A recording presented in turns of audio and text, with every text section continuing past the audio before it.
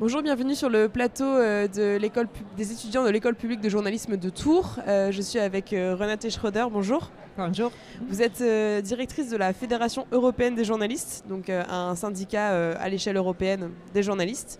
Vous êtes venue aux Assises pour parler de la loi sur la liberté des médias qui a été adoptée hier par le Conseil européen, avant-hier sur le Conseil européen, donc le 25 mars.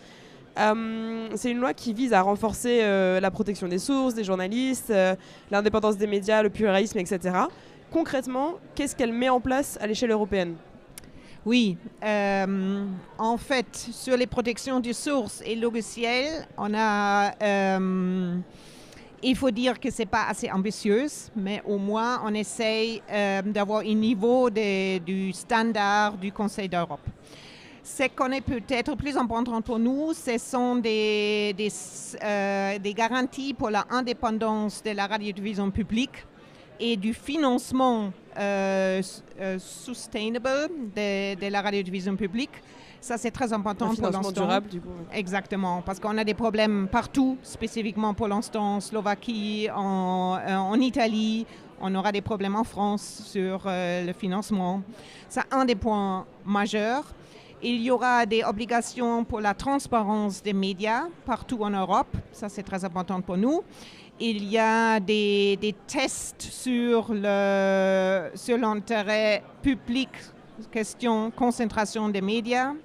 Il y aura un certain privilège des médias concernant la modération des contenus aux grandes plateformes. Et il y aura quelques obligations concernant la indépendance rédactionnelle au niveau des rédactions. Donc en fait, ça met un socle commun pour les États.